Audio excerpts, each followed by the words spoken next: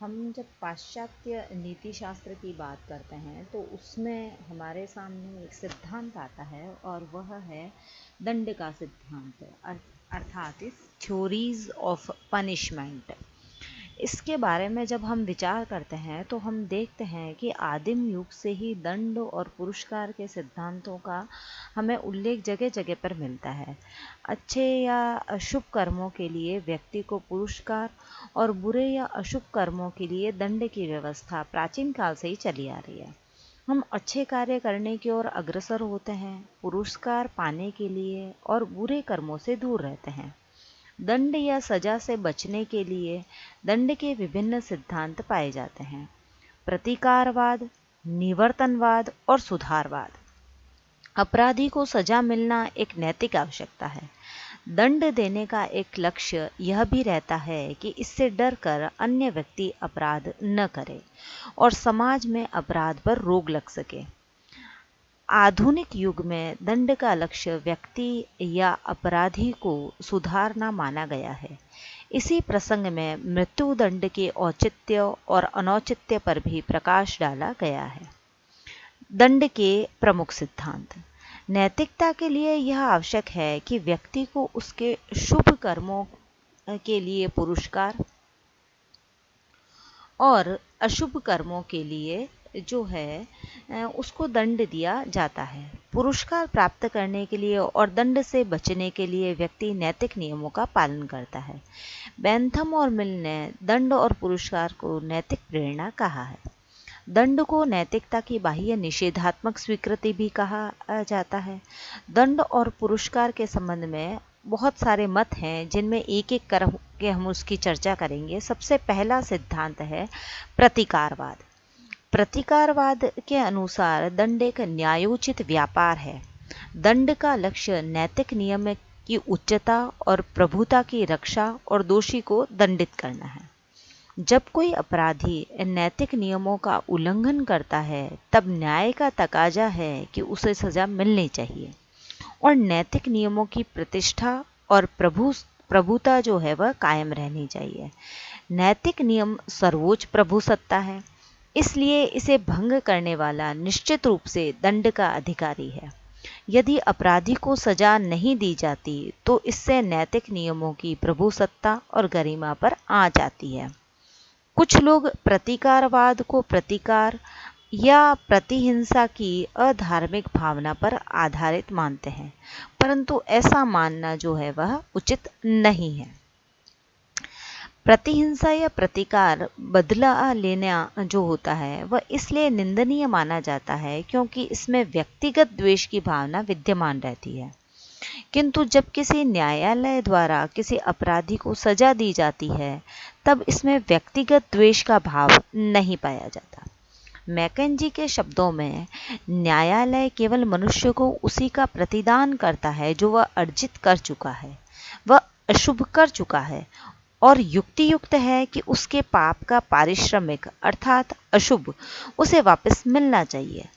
अरस्तु भी दंड को ऋणात्मक पुरस्कार कहते हैं। जो जानबूझकर नैतिक नियम की अवहेलना करे उसे दंड अवश्य मिलना चाहिए। मैकेंजी ने ठीक ही कहा है, यह उसका अधिकार है, उसे मिलना चाहिए। समाज जो उसे दंड देता है उसके अधिकार से उसे वंचित नहीं करता, बल्कि जो उसे मिलना चाहिए, जो वह कमा चुका है, वही उसे देता है। कांट और हेगल ने भी इस विचार से सहमति दर्शाई है कि अपराधी को दंड मिलना चाहिए क्योंकि यह उसका ऋणात्मक पुरस्कार है। कभी कभी जो अपराधी राज्य द्वारा दंडित होते हैं और कभी कभी अपराधी राज्य द्वारा दंडित नहीं हो पाते, इस स्थिति में वे पश्चाताप द्वारा आत्मशुद्धि करते हैं। उन्हें ऐसा अनुभूत होता है कि अशुभ कर्म द्वारा उन्होंने जितना अर्जित किया है उतना उन्हें उपलब्ध नहीं हुआ। ब्रैडले ने भी इस मत के समर्थन में अपनी बात कही है। उनके शब्दों में, हम दंड इसलिए भोगते हैं कि हम उसके योग्य हैं, किसी दूसरे कारण से नहीं। यदि किसी अशुभ कर्म के फल होने के अतिरिक्त अन्य कारण से दंड दिया जाता है तो वह एक विशुद्ध अनीति है, एक स्पष्ट अन्याय है। दंड दंड के हेतु दिया जाता है। इस प्रकार अपराधी को दंड देना न्याय-युक्त व्यापार है। प्रतिकारवाद के दो रूप हैं, कठोरवाद और मृदुल मत। इन दोनों पर जब हम विचार करते हैं तो सबसे पहले हम कठोरवाद सिद्धांत को लेते हैं। इस मत के अनुसार जिस मात्रा में अपराध किया जाता है उसी मात्रा में अपराधी को दंड देना चाहिए।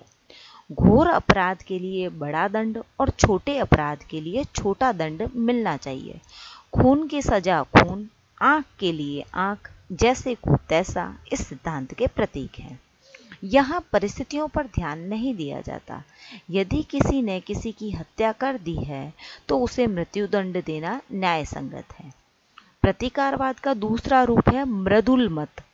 इस मत के अनुसार अपराधी को सजा सुनाने से पहले उसकी उम्र, उत्तेजना, परिस्थिति आदि पर विचार कर लेना आवश्यक है। यदि कोई अपराधी किसी बाह्य परिस्थिति से बाध्य होकर कोई अपराध कर बैठता है तो उसकी सजा उसी मात्रा में हल्की होनी चाहिए। उदाहरण के लिए यदि कम उम्र का व्यक्ति कोई अपराध करता है तो उसे हल्की सजा मिलनी चाहिए। इस प्रकार यदि कोई व्यक्ति कई दिनों से भूखा रहने पर किसी दुकान से मिठाई उठा लेता है तो उसे हल्की सजा मिलनी चाहिए। इस प्रकार यहाँ दंड का स्वरूप मृदुल हो जाता है। हमने देखा कि जो प्रतिकारवाद का सिद्धांत दिया गया है, क्या उसमें कुछ बुराइयां भी है या क्या उसकी आलोचना भी हुई है। तो प्रतिकारवाद की आलोचना के संबंध में जब हम विचार करते हैं तो हम देखते हैं कि कुछ जो दार्शनिक प्रतिकारवाद का समर्थन नहीं करते उसमें उनको कुछ बुराइयां, कुछ कमियां नज़र आती है और वो कहते हैं कि यह सिद्धांत जो है वह कठोरवाद है और दोषपूर्ण है। कठोरवाद के अनुसार अपराधी को सजा देते समय बाह्य और आंतरिक परिस्थितियों का ख्याल नहीं किया जाता। ऐसा भी होता है कि व्यक्ति परिस्थिति के वशीभूत होकर कोई अपराध कर बैठता है। ऐसी स्थिति में उसमें स्वतंत्र संकल्प का बिल्कुल अभाव रहता है। संकल्प स्वतंत्रता के अभाव में किसी व्यक्ति को उसके अशुभ कर्मों के लिए दंडित करना उचित नहीं हमें दिखाई देता। इस प्रकार प्रतिकारवाद परिस्थितियों का विचार किए बिना ही अपराधी को दंड देने की बात कहकर ये ठीक बात नहीं करता है। अपराधी को किसी साध्य का साधन मानना ठीक नहीं है। डीवी के शब्दों में हम केवल इस बात से अपने दंड विधान के परिणामों की जिम्मेवारी से नहीं बच सकते कि अभियुक्त अपराधी है। लिली भी कहते हैं कि नीतिज्ञों के लिए यह बहुत जटिल प्रश्न है कि जब उससे ये पूछा जाता है कि अपराधी को क्या दंड देना उचित है और यदि हाँ तो किस अंशों में दंड न्याय संगत है।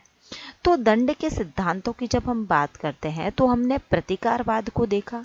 और भी दो सिद्धांत हैं जिनकी चर्चा हम नेक्स्ट वीडियो में करेंगे।